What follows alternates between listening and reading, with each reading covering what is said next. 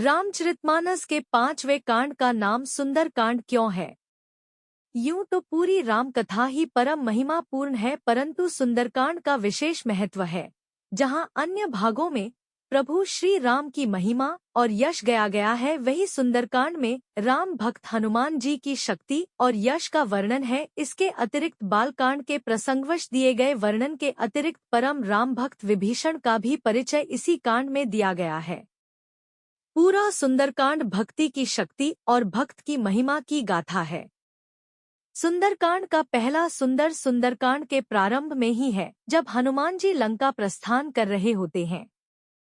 सिंधु तीर एक भूधर सुंदर कौतुक कूदी चढ़ेउता ऊपर। समुद्र के तीर पर एक सुंदर पर्वत था। हनुमान जी खेल से ही, अनायास ही कूदकर उसके ऊपर जा चढ़े।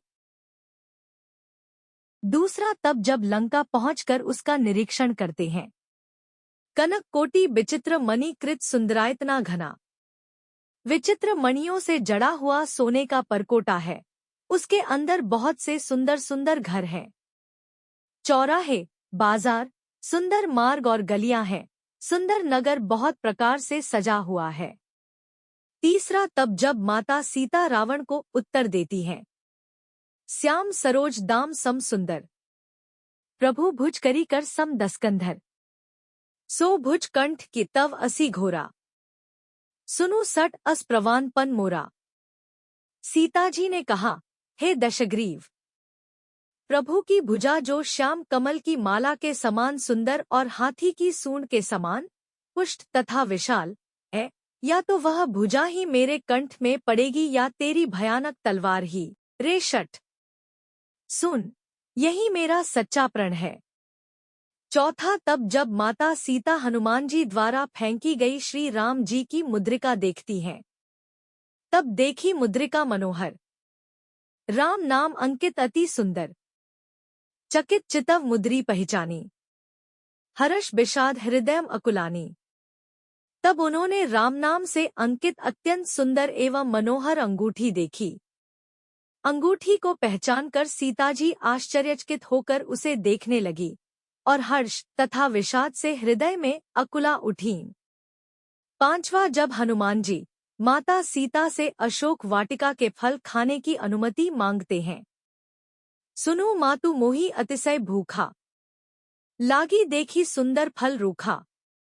हे माता, सुनो, सुंदर फल वाले वृक्षों को देखकर मुझे बड़ी ही भूख लगाई है। छठवें स्थान पर शिव जी इस कथा को सुंदर कहते हैं, जब श्री राम की लंका से लौटकर श्री राम जी से भेंट होती है।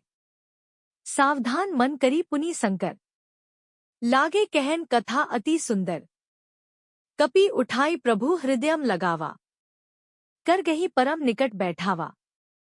फिर मन को सावधान करके शंकर जी अत्यंत सुंदर कथा कहने लगे। हनुमान जी को उठाकर प्रभु ने हृदय से लगाया और हाथ पकड़कर अत्यंत निकट बैठा लिया।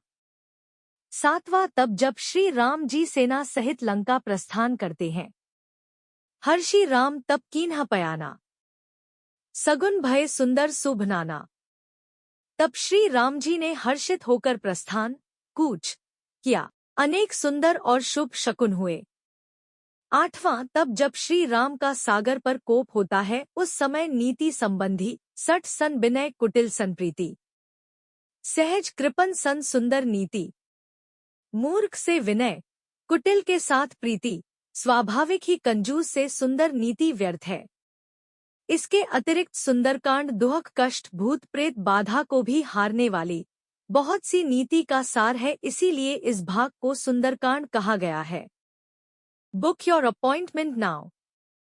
अगर आप अपनी समस्या का समाधान आचार्य रेखा कल्पदेव जी द्वारा टेलीफोनिक वीडियो कॉल अपॉइंटमेंट द्वारा करवाना चाहते हैं तो नीचे दिए गए नंबर पर संपर्क कर सकते हैं।